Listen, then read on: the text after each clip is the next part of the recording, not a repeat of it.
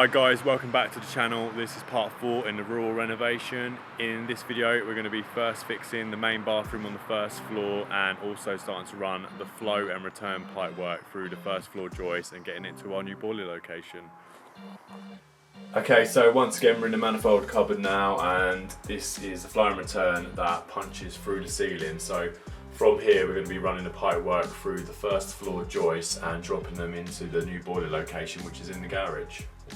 So in this cupboard here is where the accumulator and hot water cylinder will be going. So we need to drop the cold water main down through into this cupboard. So we're going to be running it through the first floor joist again and then dropping it down ready to feed into the accumulator. Okay, so we're directly above the manifold cupboard now, and that's those 28 flow and returns that I've just shown you. And then if we come along here, this is the cupboard where the accumulator and hot water cylinder are going to be going. So from here, these flow and returns, we need to run them in 28 along through here, and then I've already notched these joists along here, and then we're going to be busting through into the garage, which is under there. So there's already a big hole there, which is great. And then for the cold water main, we're going in the opposite direction, so we'll more than likely be coming up around here somewhere. So we've just got to notch these joists and then through underneath this cupboard, which I believe is staying. And then we're going to leave it here for now because we can't access the cold water main down in the utility room because they need to remove the units for us. So yeah, that's the plan for today. Mainly for Bailey, and then I'm going to start first fixing the main bathroom. Okay, so this is the bathroom I'm going to be first fixing today. This is on the first floor and it's actually going to be the main bathroom. So over here, the carpenters have put up the stud work so I can mount the shower valve over here in the centre, and then we're going to have the head up here, and then we're going to have the handset coming out here with the riser rail going along the side there. And then as well as that, we've got the toilet going in here now. So you can see we've got a little bit of issue with the soil stack. The way there's a flat roof there, it's going to be quite awkward, so we need to find a way to get over that. So toilet on the left, then vanity unit on the right. The sparks have already sorted out the centre and everything for the lighting, which is great, so I haven't got to do that. And then over here is where the towel rail is going to go. So what I normally do is I'll make start on the shower section first because it's normally the most time consuming bit, just getting your maximum minimum right and the pipe work in. And then also I've got to try and tidy up a bit of this pipe work. So there's a lot of old pipes running through here. Most of them will still be in use, so I just want to get them nice and secure, and anything that we won't be using cut out. 3, 2, 1. Here we go!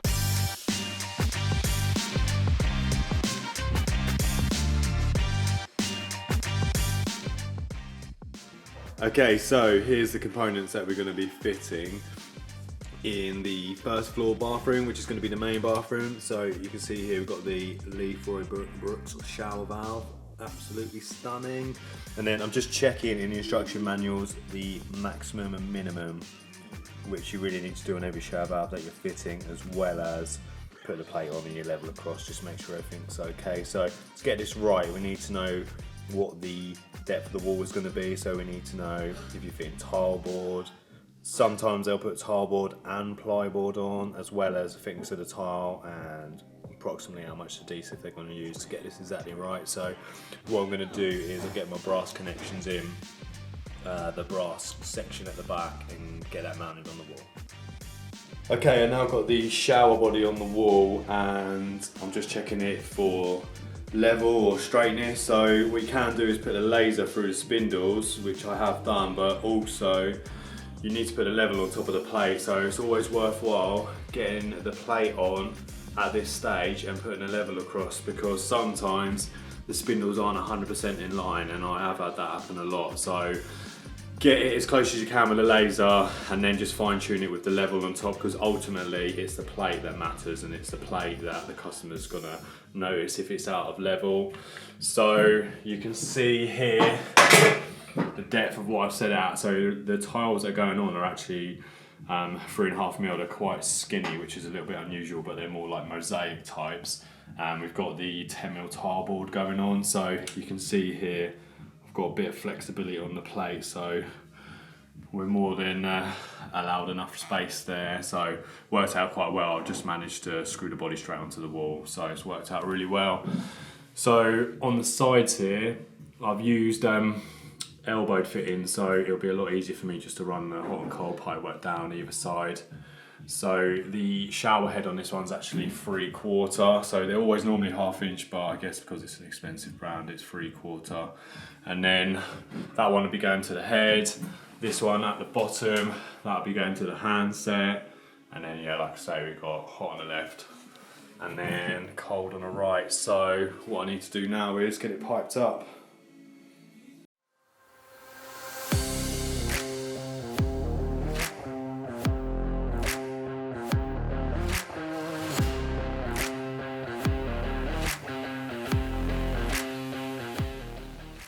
Okay, so I'm pretty much piped up now, so I've got the 22mm feeds hot and cold dropping down and going through the stubble right there, so ready to join on. I just need to figure out what everything is down here.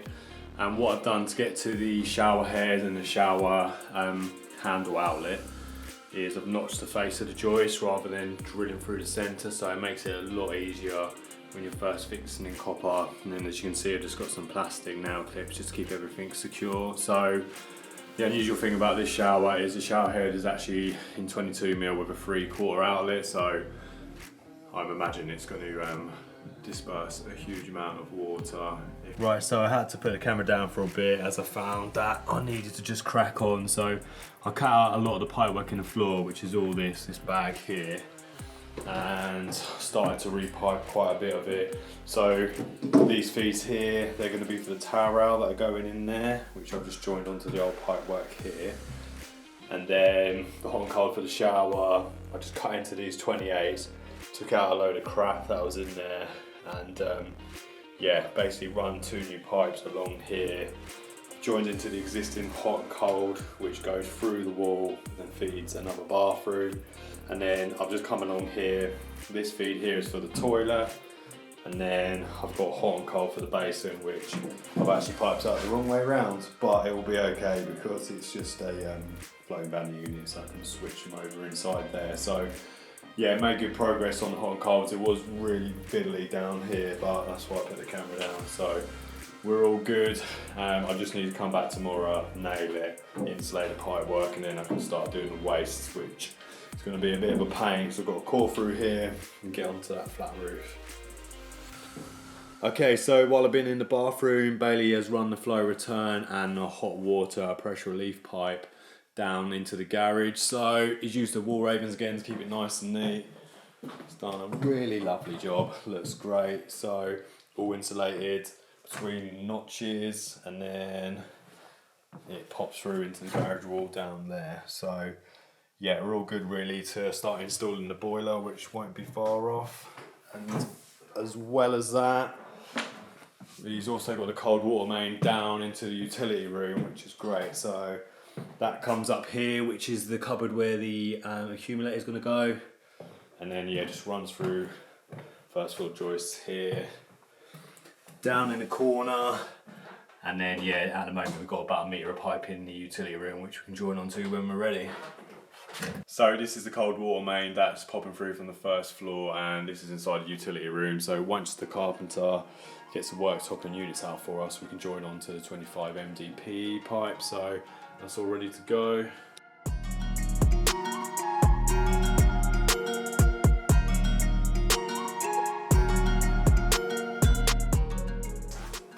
I'm not sure if Bailey's got his lunch or his pocket money in there.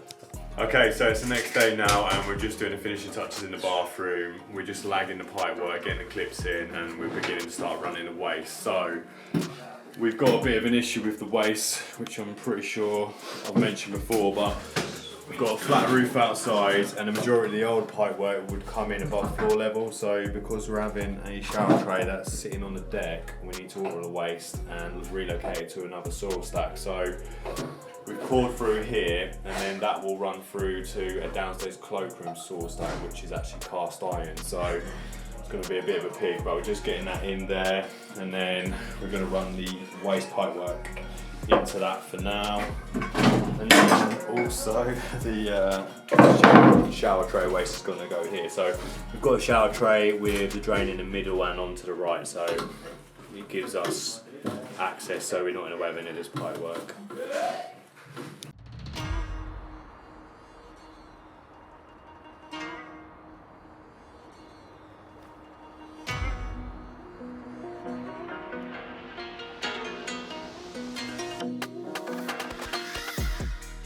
Right, so we're downstairs now, and the labourer has kindly revealed the ceiling, as it's having a new ceiling anyway. So up here is the basin waste and the hot and cold, and here's the shower waste that we've cored through. So what we need to do is come through these joists here on the right, and then downstairs here is one of the cloakrooms. So what I've been having to do for the last hour and a half is actually cut a hole in this car stack here, which has been an absolute nightmare. And what we're going to do is run it straight through here, and then that will pick up the new shower, which is great. And unfortunately I've got to drill another hole into it to pick up the master ensuite, which you haven't seen yet. So we're going to have 2 new waste pipes running along here, and then yeah, branching off going to the bathrooms.